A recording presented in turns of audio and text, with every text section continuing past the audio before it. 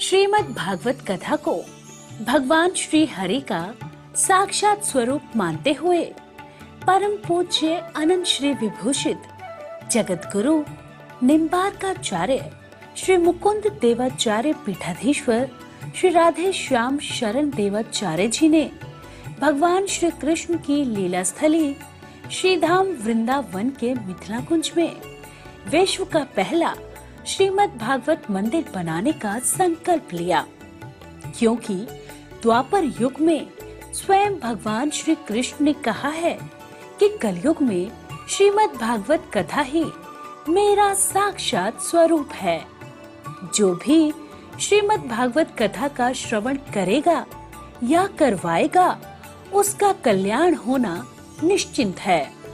इसीलिए परम पूज्य महामंडलेश्वर श्री किशोरी शरण जी के अनुसार भगवान श्री कृष्ण की दिव्य वाणी का अनुसरण करते हुए प्रातः स्मरणीय पूज्य गुरुदेव जी ने श्रीमद् भागवत मंदिर बनवाने का निश्चय किया।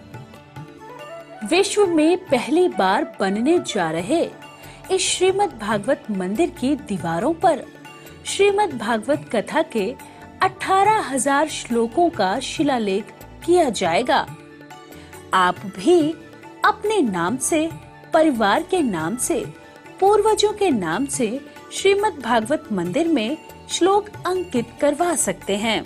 एक ईंट की सेवा 1100 रुपए, एक श्लोक की सेवा 5100 रुपए, 2 श्लोक की सेवा 11,000 रुपए, 5 श्लोक की सेवा 25,500 रुपए।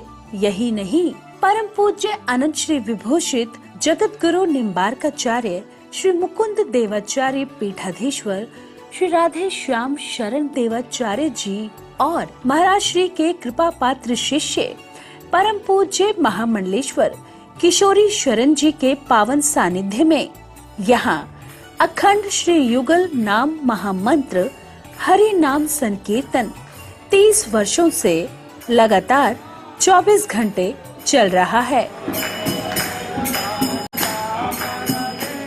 आप अपने नाम से या अपने पूर्वजों के नाम से यहाँ अपने बच्चे के जन्मोत्सव एवं शादी की सालगिरह के उपलक्ष्य में संकीर्तन करा सकते हैं।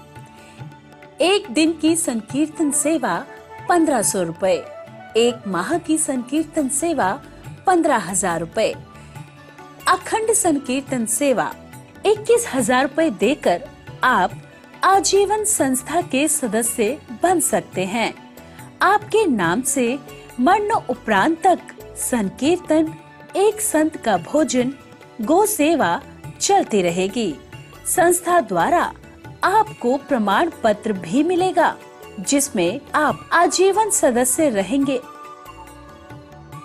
आप संकीर्तन एवं संत सेवा, गौ सेवा हेतु श्रीधाम वृंदावन के मिथिला कुंज आश्रम में साधु संत सेवा अन्य क्षेत्र में सहयोग कर सकते हैं। 21 संत की सेवा 2100 रुपए, 51 संतों की सेवा 5100 रुपए, संपूर्ण भंडारा सेवा 11,000 रुपए। आप अपने बच्चे के जन्मदिन पर, शादी की सालगिरह पर माता पिता के नाम से, पूर्वजों के नाम से संकीर्तन संत सेवा करवाकर पुण्य के भागी बने और अक्षय पुण्य प्राप्त करें। महाराज श्री के इन पावन प्रकल्पों से जुड़ने के लिए हमारे संपर्क सूत्र इस प्रकार हैं: 8979 929 835, 7817 968 196। यदि आप भी महाराज श्री के इन पावन प्रकल्पों से जुड़ना चाहते हैं तो हमारी अकाउंट डिटेल्स इस प्रकार हैं। Account holder name Mithila Kunj, branch Vrindavan, account number 158505001309, IFSC code ICIC 0001017। तो आप भी महाराज श्री के इन पावन प्रकल्पों से जुड़कर अपनी इच्छा अनुसार दान देकर पुण्य के भागी बन सकते हैं।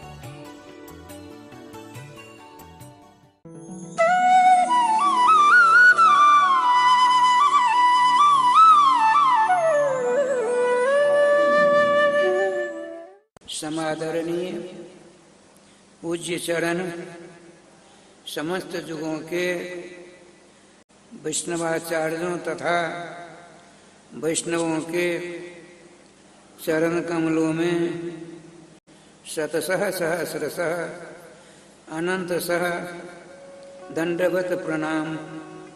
जय श्री राधे श्याम।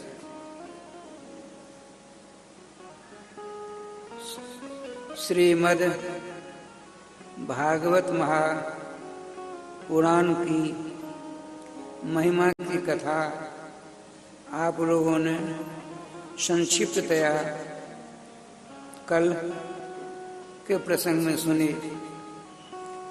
आज से देखिए, श्रीमद् भागवत महापुराण में 18,000 मंत्र हैं, श्लोक हैं।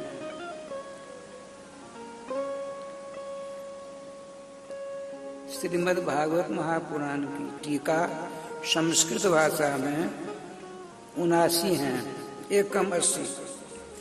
उनमें सर्वप्रथम टीकाकार श्री श्रीधराचार्य जी महाराज हैं। उन्होंने बहुत बढ़िया बात पूछी। किसी ने पूछा उनसे, तो आप तो प्रथम टीकाकार हैं, तो भागवत महापुराण का वास्तविक रहस्य कौन कौन जानते हैं, बता सकते हैं? तो उन्होंने कहा, देखिए, व्यासो व्यक्ति सुको व्यक्ति राजा व्यक्ति न व्यक्ति वा श्रीधर सकलम व्यक्ति श्री नृसिंह प्रसादतः। एक उन्होंने कारका बनाई श्रीमद् भागवत महापुराण का वास्तविक रहस्य श्री भगवान वेद व्यास जी जानते हैं। उनके बाद उनके पुत्र स्वयं श्री कृष्ण के वास्तविक अवतार नंदन नंदन रूपोयम श्री सुख भगवान ऋषि के अनुसार श्री सुखदेव जी जानते हैं। राजा श्री परीक्षित जी जानते भी हैं, नहीं भी जानते हैं। यदि जानते तो बार बार उन्होंने प्रश्न किए हैं, प्रश्न नहीं करते। बोले, आप तो प्रथम टीकाकार हो, आप जानते हो।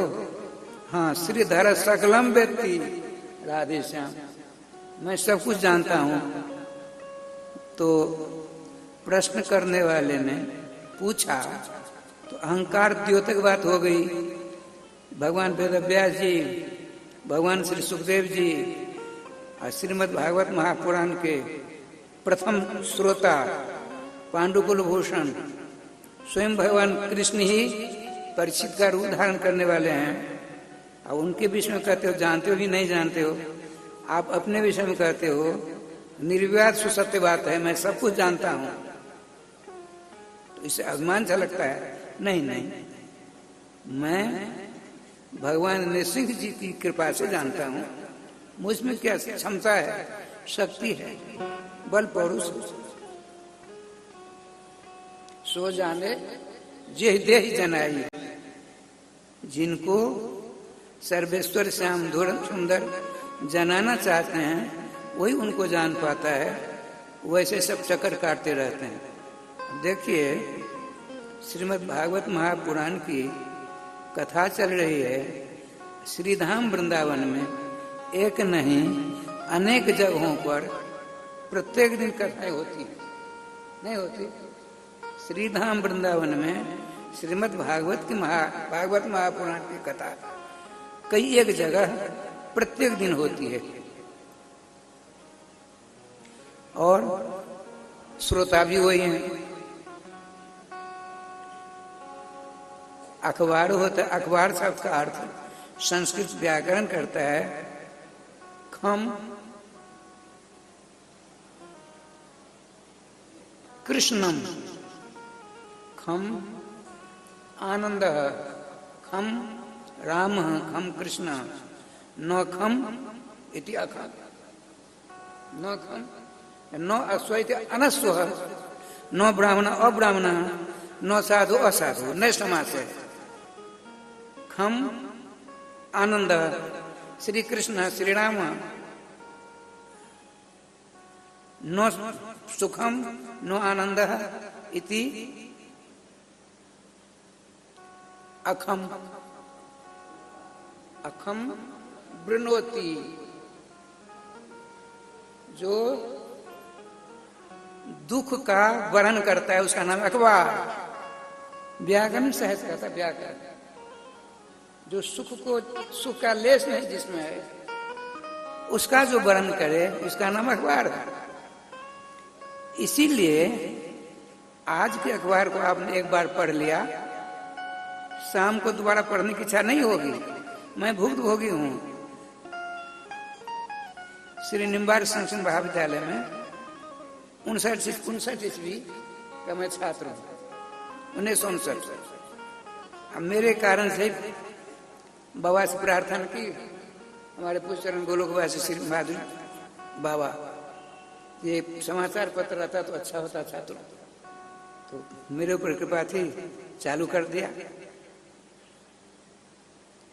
अब मैं ही सबसे पहले पढ़ता, जब मैं पढ़ लेता उसके बाद किसी को मिलता। वो लोग सोचे थे बाबा के प्रेपात्र में से रोज आता, दूसरे दिन आज के अखबार को कल पढ़ना चाहता, मन नहीं लगता, क्योंकि मेरी ही प्रवृत्ति नहीं है, प्राय प्रवृत्ति सबों की है। कल के अखबार कोई पढ़ना नहीं चाहेगा। श्रीमद् भागवत महापुराण रोज सुनते हो, रोज पढ़ते हो, फिर भी सुनने की ललक रहती है। क्यों? रुचिरम नवम लिखा है इसमें, रुचिरम नवम नवम। जो कहते हैं, हमने कई बार कथाएं कर ली, कथाएं सुन ली, तो नहीं जानते हैं वो। राम कथा जे सुनत अघाही, राम तत्व मरम गोस्वामी तुलसीदास जी के मंत्र हैं, मंत्र। वो कहते हैं राम कथा जे सुनत अघाही, रस विशेष जाना तिन नाही। रामायण जी का पाठ, श्री रामायण जी की कथाएं रोज सुनते हैं, देखते हैं, लेकिन नया नया भाव, नया नया आनंद, नई नई सुख शांति का अनुभव होता है कि नहीं? अच्छा, ठाकुर जी कृपा से देखिए, श्रीमान सुखदेव जी महाराज अपने पितृचरण से कल श्रीमद् भागवत जी की कथा पढ़ ली, 18,000 श्लोक कंठ कर लिए। उन दिनों में संस्कृत में पढ़ाया जाता, संस्कृत का बोलवाला था। भारत में सारा व्यापार संस्कृत भाषा में हुआ करता था। सारे क्रियाकलाप राजकीय, राष्ट्रीय संस्कृत भाषा हुआ करता था। लेकिन दुर्भाग्य है, संस्कृत भाषा आज उपेक्षित भाषा है। संस्कार विहीन जो भाषाएं करती हैं उन्हीं का समाधान होता है वर्तमान में। संस्कृत भाषा सरकार यदि समाधान करे, सबको करना पड़ेगा। लेकिन कलयुग का चमत्कार जो वर्तमान में भारत की बागडोर जिसके हाथ में है, वही संस्कृत भाषा से अनभिज्ञ होने के कारण इधर जो काम नहीं।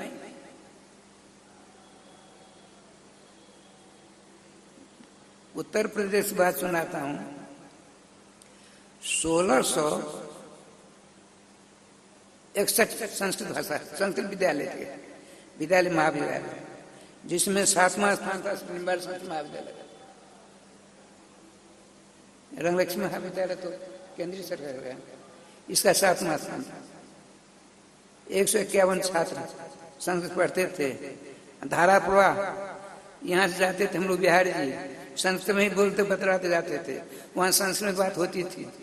एक वहां के बिहारी जी के गोस्वामी जी थे, श्री सोनाम धन्य मदन मोहन शास्त्री महाराज, बड़ा प्रश्न से बोलते थे, बड़े खुश होते थे। निम्बार से बड़ा नाम था निम्बार विद्यालय। अच्छा आइए, श्रीमान सुखदेव जी पढ़ करके निष्णात हो गए, गुरु जी के चरणों में नमस्कार किया, अपने पिता के चरणों में नमस्कार किया। ये गुरुदेव, आपने अपनी अहित की अनुकंपा से सारी विद्या हमारे अंदर आपने निक्षिप्त कर दिया। अब हम आपको क्या दक्षिणा दें? का बस यही दक्षिणा हमको चाहिए, तुम सदा मेरे पास में रहो। ये तो संभव नहीं है। कहा ठीक, अपनी छाया को अपना सा रूप प्रदान कर, स्वयं भगवान कृष्ण ही हैं, प्रदान कर दिया। कहा ये आपकी सेवा में ये रहेगा। उसका नाम छाया सुख है। वही सुख जाता है महावना अयोध्या मिथिला नरेश श्री जनक जी के पास। वहां परीक्षाएं होती हैं, छाया सुख की बात, उनका विवाह भी होता है। राधे राधे। ठाकुर जी कृपा से अब वो श्रोता ढूंढने लगे, मेरे समान श्रोता मिले, त्यागी, संसार की मोह ममता से रहित। कौन मिलेगा भैया? राधे राधे। श्रीमान साक्षात सुखदेव जी अपने समान मन बुद्धि चित्त अहंकार वाला श्रोता ढूंढने के लिए चले। ढूंढ रहे हैं, इधर आइए आप। श्री सुखदेव जी का परिचय संक्षेप से यहाँ तक आपने कल से सुना। ये तो प्रथम श्रेणी के वक्ता हैं। अब प्रथम श्रेणी के श्रोता का भी परिचय हमको चाहिए। देखिए, महाभारत का भयंकर युद्ध चल रहा था। श्री पितामह भीष्म सरसज्जा पर विराजमान है, भजन कर रहे हैं।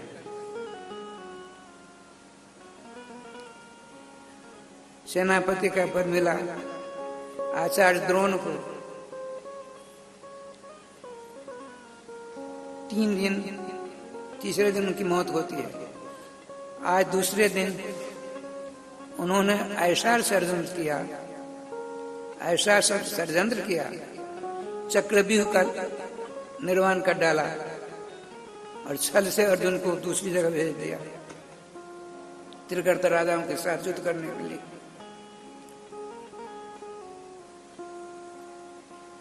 अर्जुन के पुत्र भगवान श्री कृष्ण के भांजा श्री अभिमन्यु जी ने बागडोर संभाला।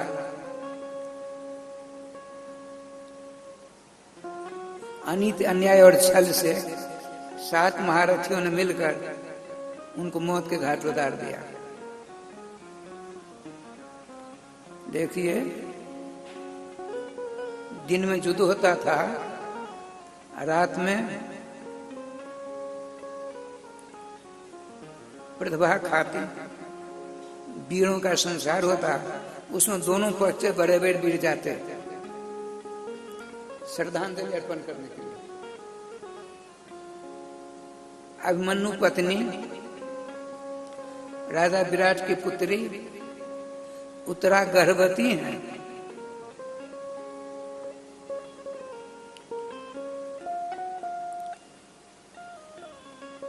सोलह श्रृंगार कर पहुंचते श्मशान घाट अपने पति के साथ सती होने के लिए।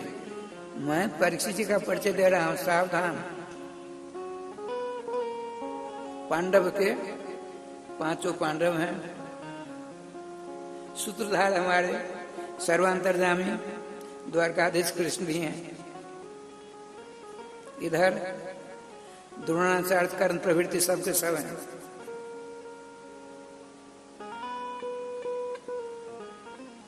अग्नि संस्कार नहीं होगा। 16 श्रृंगार करके परम पतिव्रता उत्तरा जी बैठी हैं, अपने पति की लाश को अपनी गोदी में रखेंगी, अपने दाएं पांव से अग्नि प्रज्वलित कर पति की लाश के साथ स्वयं जय गोपाल होने वाली है। अग्रसर हो रही हैं। भगवान ने सोचा मैं कहूंगा तो ठीक नहीं, व्यास जी का स्मरण किया। भगवान वेद व्यास जी आधम के व्यास जी आ गए हैं और पतिव्रता उत्तरा जी अपनी पति की लाश के पास पहुंच चुकी हैं। आप अपने दोनों हाथों से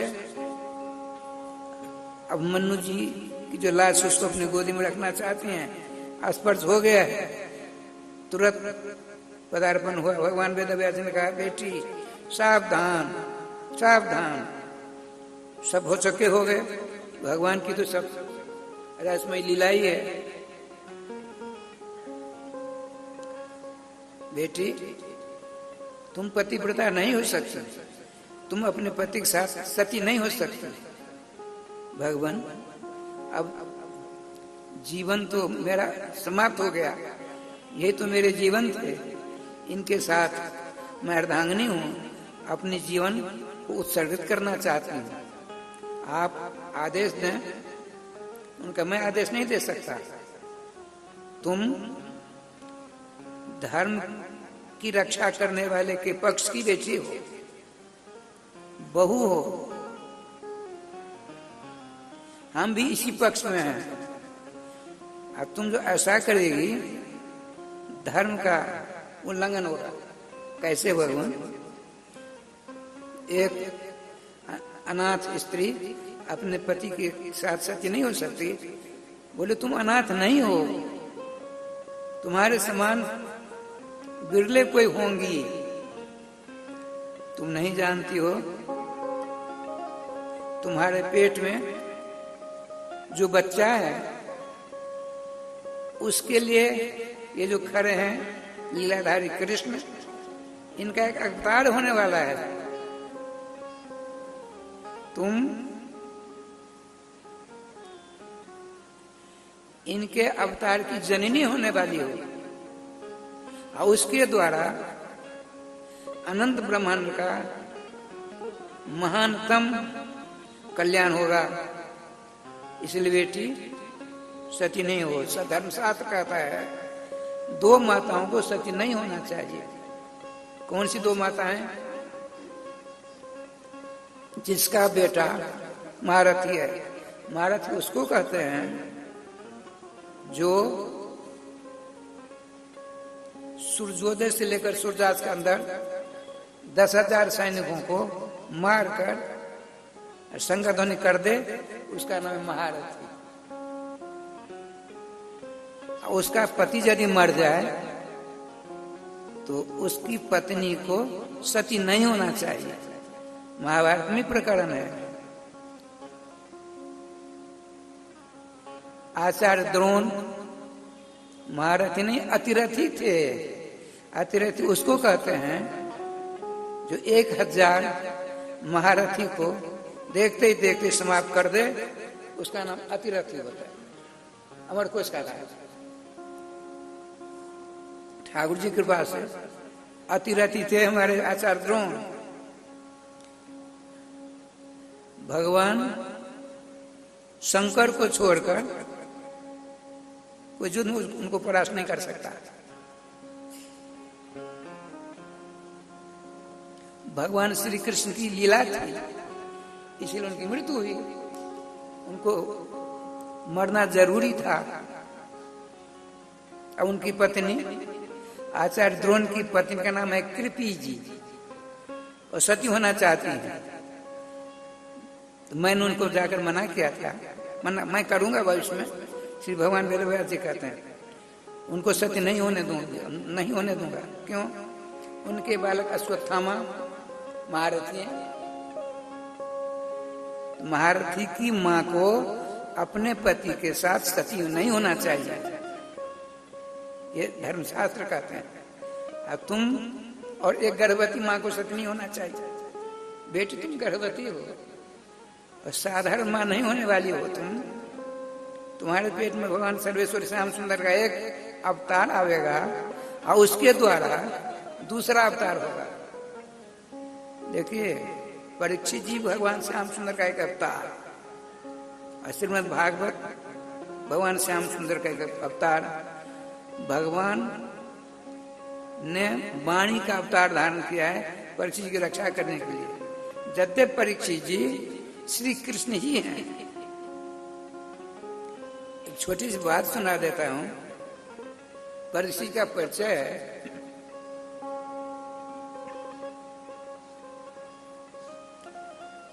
भगवान वेदव्यास जी के आदेश ससुर धार्ज कर वहां से रनवास आ जाती हैं। उनकी लाश का संस्कार, अभिमन्यु का संस्कार हुआ। अब देखिए, 3 महीनों तक चक्रवर्ती सम्राट राजराजेश्वर भगवान के दास, श्रीमद् भागवत महापुराण में 3 को हरिदास कहा गया है। 3 कौन? हरिदास उद्धव जी हरिदास। हरिदास सस्य राजर्षि सत्तम परीक्षित जी हरिदास कहे जाते हैं। एक हरिदास कौन है? गिरिराज गोवर्धन, जिनके आप लोग परिक्रमा करते हो, दर्शन करते हो। अब ये 3 हो गए हरिदास। इन तीनों में श्रेष्ठ कौन है? भागवत जी निर्णय देते हैं। 2 में से एक की विशेषता जहां प्राप्त होती है वहां तड़प प्रत्यय होता है। अनु अयम सुंदर तरह, इन दोनों में ये सुंदर है। एसु सर्वेशु का सुंदर है। एसु सर्वेशु अयम सुंदरतम। बहुतों में जो एक का श्रेष्ठ द्योतन किया जाए उसमें तम प्रत्यय होता है। अब देखिए,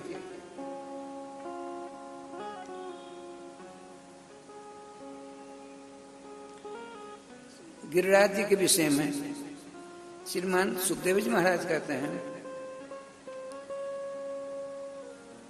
हरिदास वर्ज, तम प्रत्यय हो चाहे वर्ज प्रत्यय हो, दोनों बराबर होते हैं। जैसे आह्लाद और आनंद, तो हरिदास, ये दोनों हरिदास हैं। और श्रीमान गिरिराज गोवर्धन हरिदास वर्ज हैं। हरिदास श्रेष्ठतम है। क्यों? जैसी सेवा श्री गिरिराज जी ने सर्वेश्वर श्याम सुंदर की, केवल उन्हीं की नहीं, गोवंश सहित ग्वाल बाल गोपियों के सहित जितनी सेवा गिरिराज जी के द्वारा सर्वेश्वर श्याम सुंदर स्वीकार करते हैं, उतनी सेवा इन दोनों द्वारा नहीं करते। अब ठाकुर जी का विधान देखिए।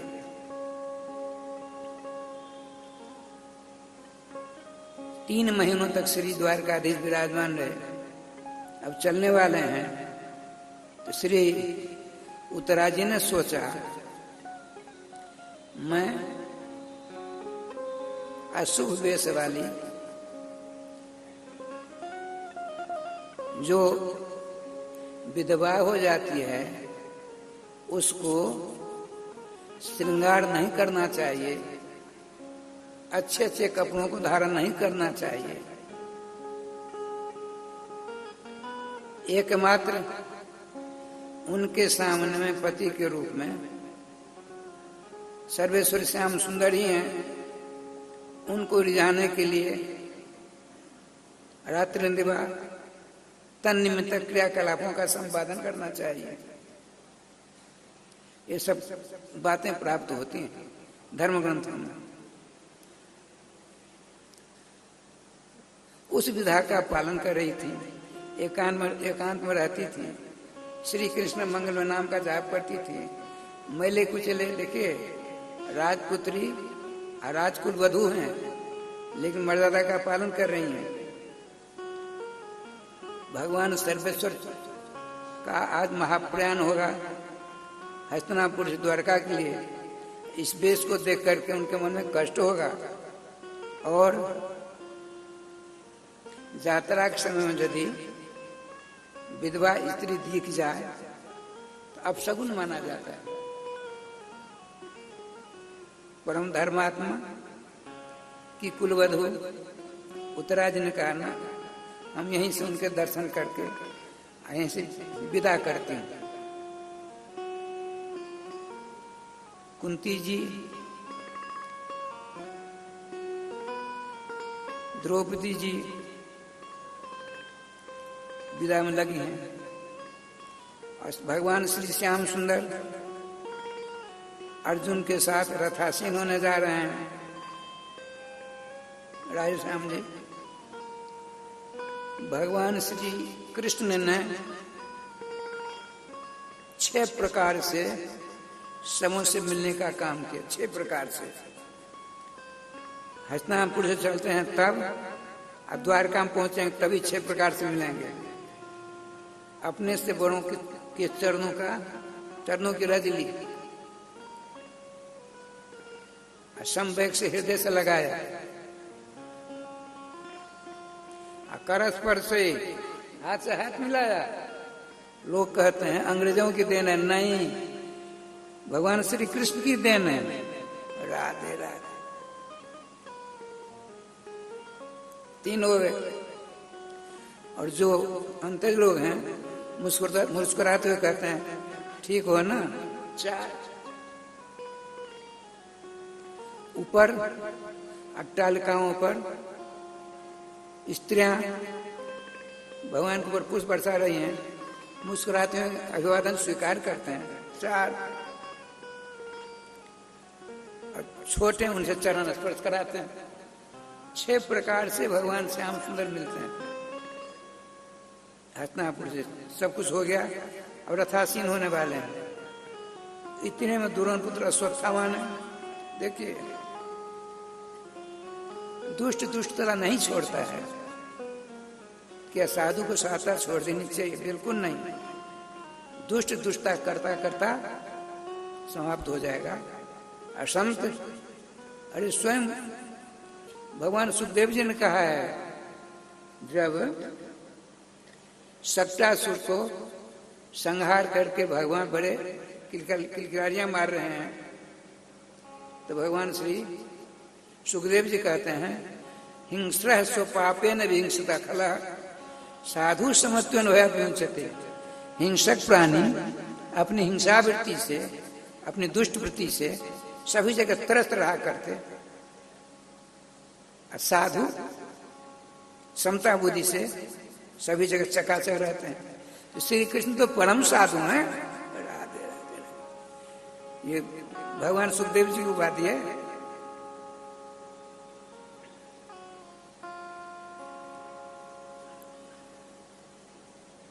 दुष्ट द्रोणी ने, द्रोण के पुत्र अश्वत्थामा ने 5 दिव्यास्त्रों का प्रयोग किया 5 पांडवों का संहार करने के लिए।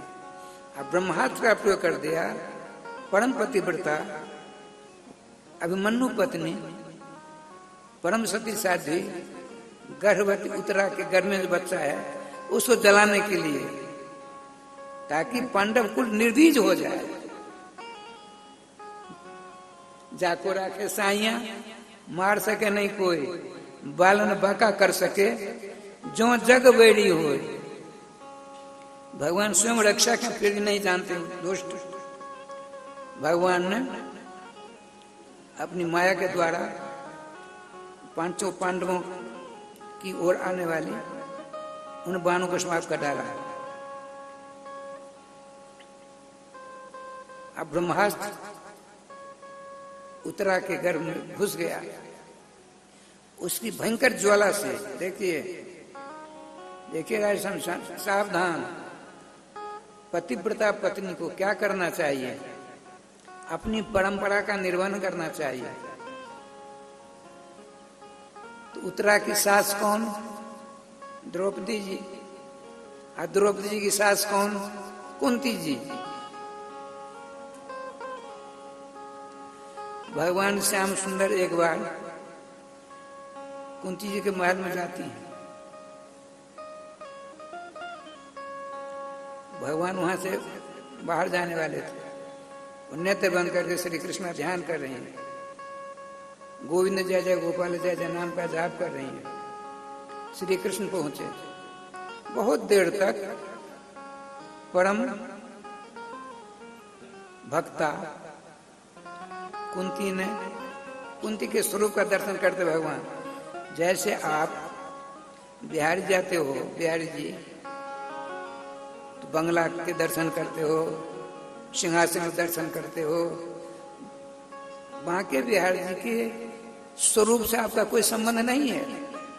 हमने देखा है, वहां जाते हैं चक चाक में भूल जाते हैं स्वरूप को। क्या बढ़िया श्रृंगार है, कैसा ऐसा है। अरे बांके बिहारी के सुंदर स्वरूप को अपने दोनों नेत्रों की राज में बैठा लो ना, लेकिन ना अच्छा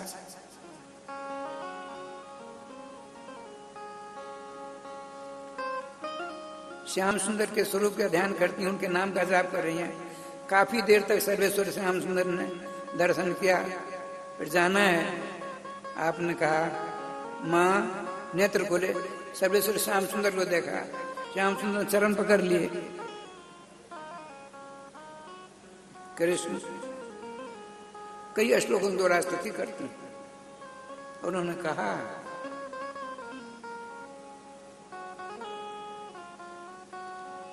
ऐश्वर्य के मद में मत वाले, ज्ञान गुमान में रहने वाले, जाति कुल सौंदर्य आदि में रहने वाले, आप निष्किंचन भजनानंद संतों के गोचर होने वाले को क्या पहचान है?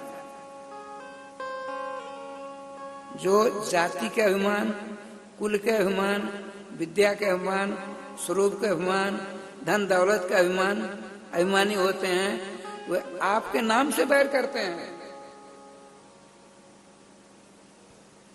ये दुर्गुण कैसे जाएंगे? केवल आपके नाम के द्वारा। यदि इन अहंकारियों ने आपके नाम को पकड़ लिया, सारे दुर्गुण समाप्त हो जाएंगे। लेकिन ना,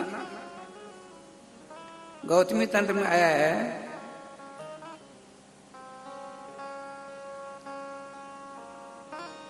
जिसके पास पुण्य का अभाव, पाप का आधिक्य है, भगवान के नाम के प्रति उसका प्रेम प्यार नहीं हो सकता।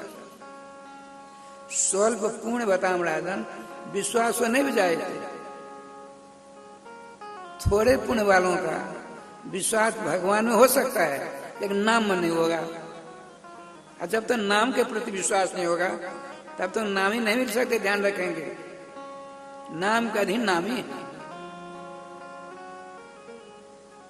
राधे राधे। ठाकुर जी का विधान। आपने कहा मां आपकी स्तुति से हम बहुत खुश हैं, वरदान मांगो। तो श्री कुंती जी ने कहा आज आपकी वाणी पर हमें संदेह हो रहा है। पांडवों की मां परम सती साध्वी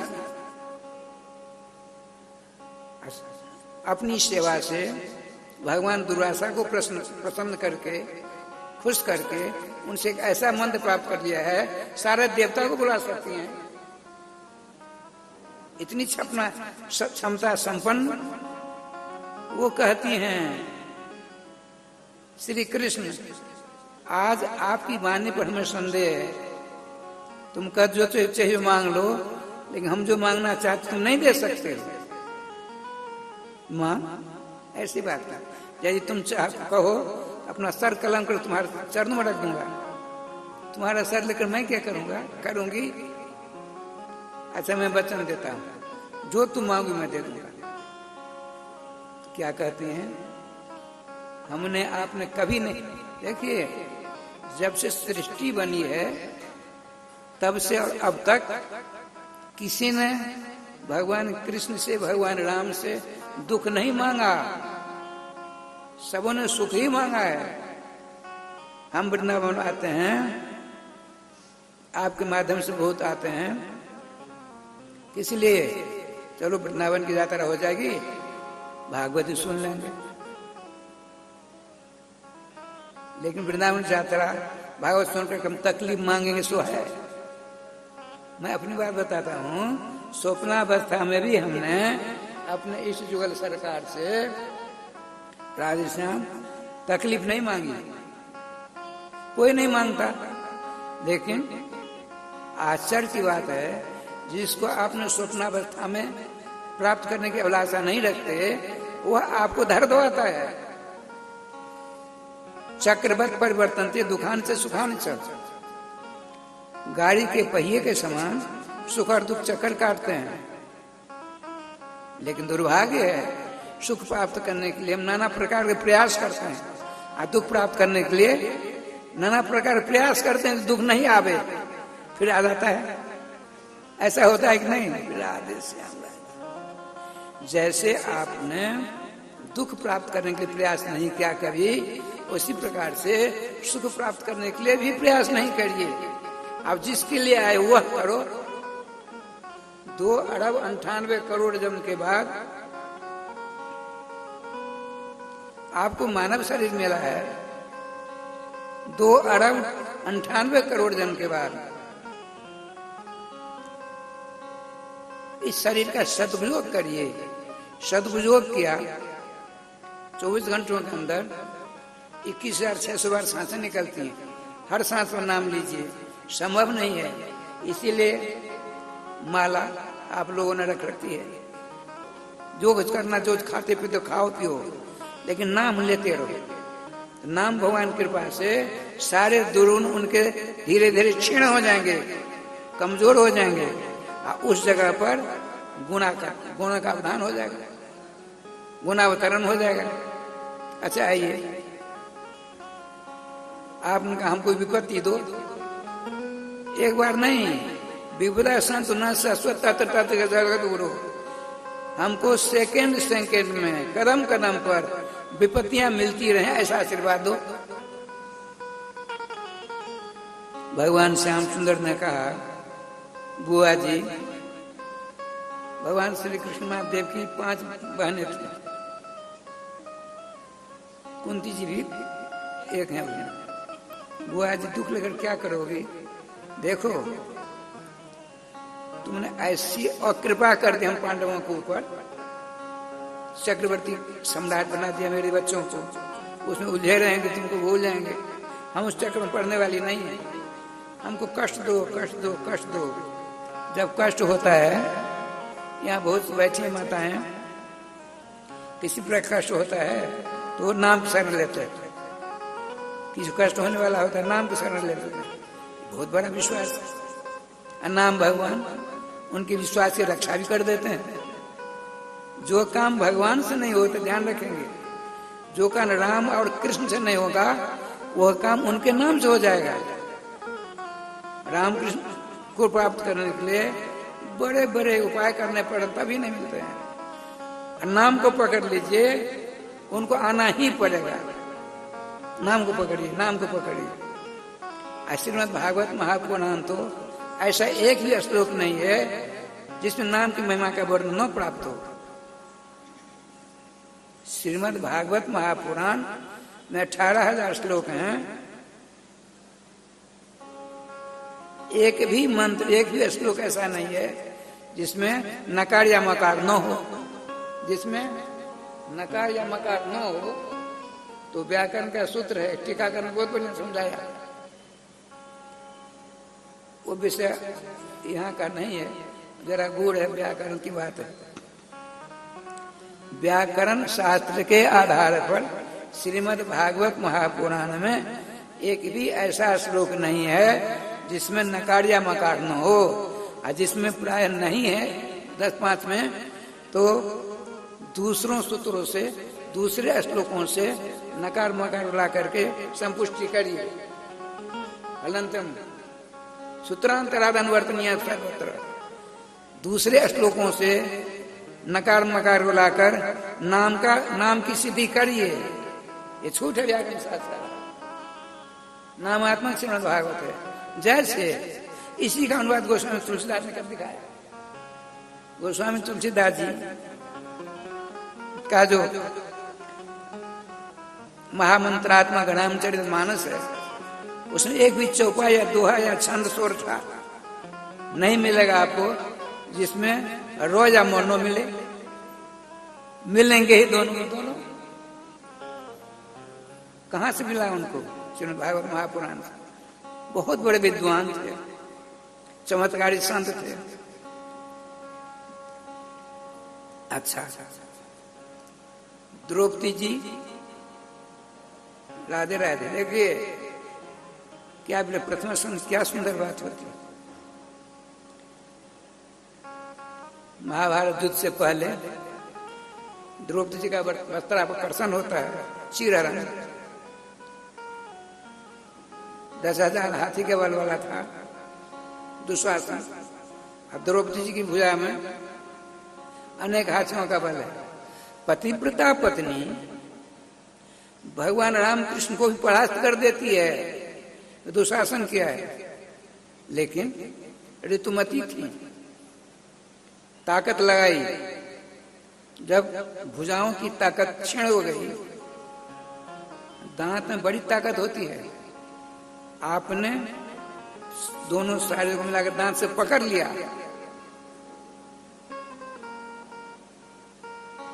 जब आपने देखा दुष्ट हमको नग्न करना चाहता है, तो क्या करते हैं? ये सारी बातों का स्मरण करते हैं उत्तराजी। उत्तराजी के पेट में जो ब्रह्मास्त्र गया है, उसके ताप से संज्वलित हो रही हैं। अपनी दादी सासू माँ की बात स्मरण किया। भगवान श्री कृष्ण को ही सबसे माना, और अपनी सास जो है उनके पास। उनको पता था मेरी दांतों में इतनी ताकत है। मैंने अपनी आंखों देखा है, बिहार में बेगूसराय जिला पटना सागर, आप गए होंगे सर, सिमरिया गए, वहां राजेंद्र पुल है, 20 mm का लोहा था, उसको मोड़ना चाहते थे, तो वहां के इंजीनियरों ने प्रयास किया, नहीं मुड़ पा रही थी। तो बड़ा लंबा एक सरदार इंजीनियर आया। अरे तुम लोग इंजीनियर हो, पढ़े लिखे हो, ये नहीं मुड़ पा रही है, हटो। दांत से पकड़ा, मोड़ दिया। 20 mm की लोहा को उस सरदार इंजीनियर ने, पुराना था, दांत से पकड़ा, मोड़ दिया। दांत में वो ताकत होती है। ये तो कलयुग की बात है, हमारे सामने की बात है। 61-62 ईस्वी की बात, 1962। ठाकुर जी कृपा से द्वापर युग की बात है, 6-7 हजार वर्ष पहले की बात है। लेकिन जब देखा उन्होंने, वहां गांडीव धनुधारी अर्जुन थे, महाबली भीम थे, सत्य प्रतीक युधिष्ठिर जी थे, नकुल सहदेव थे, 5 पांडव, उनको नहीं। आपने क्या किया? देखिए क्या कहती हैं, हा करने से कपड़ा हट गया। हा कृष्ण द्वारकावासिन, हे गोपी बल्लभ ब्रजनाथ, आओ आओ शीघ्र बचाओ। कौरव सागर में डूबी जाती कृष्ण, तुमसे सखा प्राप्त करके मैं क्यों अनाथ समझी जाता। हाँ कहते ही भगवान वस्त्र अवतार धारण किया। इन बातों का स्मरण करके परम पतिव्रता पत्नी, अभिमन्यु पत्नी श्री उत्तरा जी ने, वेदव्यास जी ने कहा था श्री कृष्ण का अवतार होगा, उस अवतार के द्वारा श्री कृष्ण का दूसरा अवतार होगा। यहाँ मेरे गर्भ में जो बच्चा है उसको जला रहा है कोई। अब क्या देखिए, पहले विचार था नहीं जाएंगे, अब सोचा उन्होंने, पांचों पांडव हमारे ससुर साहब हैं, जिसने अभी अभी महाभारत का युद्ध करके सबों को परास्त कर समाप्त कर दिया। लेकिन ना, हमारी दादी ने क्या किया? श्री कृष्ण, हाँ कृष्ण कहा। हमारी परदादी ने क्या कहा? श्री कृष्ण से दुख मांगा। पांचों पांडव उनके पुत्र थे। देखिए, भारतीय परंपरा में इस परंपरा का निर्वहन करना चाहिए, लेकिन अब तो कोई बात ही नहीं है। युग का प्रभाव है, किसी का दोष नहीं है, पहुंच जाती हैं। कृष्ण कृष्णारविंदाक्ष भक्ता नव भयंकर, हे कृष्ण, हे कमल दल नेत्र कृष्ण, रक्षा करिए, रक्षा करिए। भगवान रथासीन होने वाले थे, रथ पर बैठे नहीं, तुरंत सावधान। क्या उतरे? मरने से घबराती हो, मरने से घबराती हो? कहती ना, कामम रहतु में नाथ हो, माँ में गर्भो निपातताम। भयंकर ज्वाला मुझे जलाकर स्वाहा कर दे, लेकिन प्रभु मेरे गर्भस्थ बालक की रक्षा करो। भगवान ने सोचा, यदि मैं यहीं से इस गर्भवती माँ के पेट के में बच्चा जो है उसकी रक्षा करूंगा, आने वाला भविष्य मेरे ऊपर अंगुलियां निर्देश करेगा।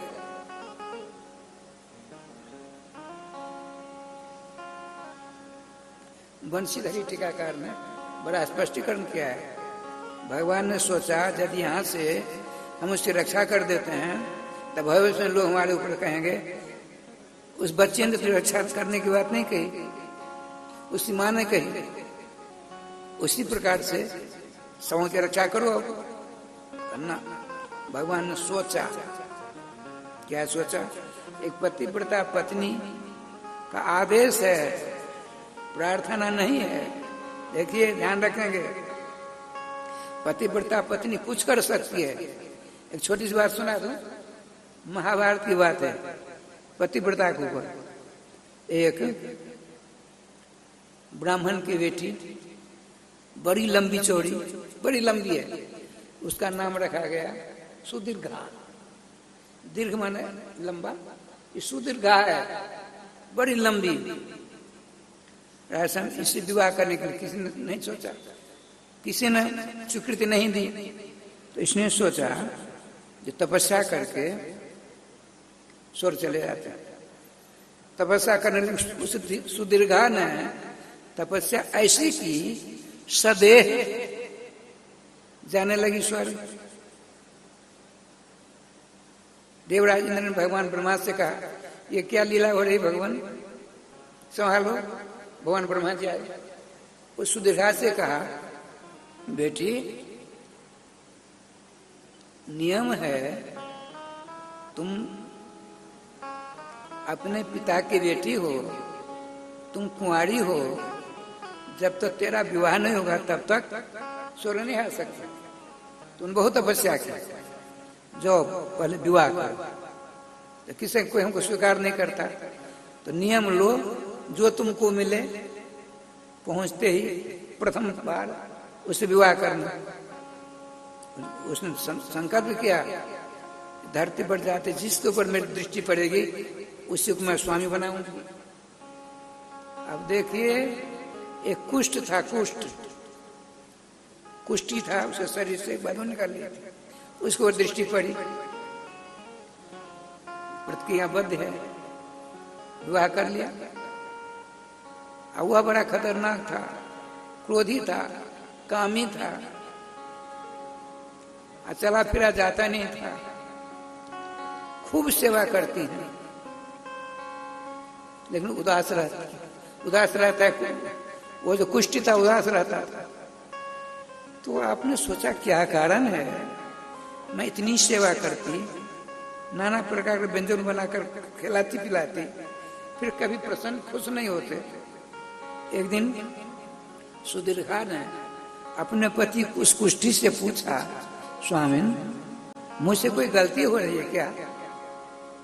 मैं खूब प्रेम से आपकी सेवा करती, आपका आदेश पालन करती, आप खुश नहीं होते। बहुत कुछ कहने पर कहा, देखो तुम बहुत सुंदरी हो, सेवा करती हो, लेकिन मेरा मन उस नदी किनारे एक बेश्या रहती है, उसमें मेरा मन लगा।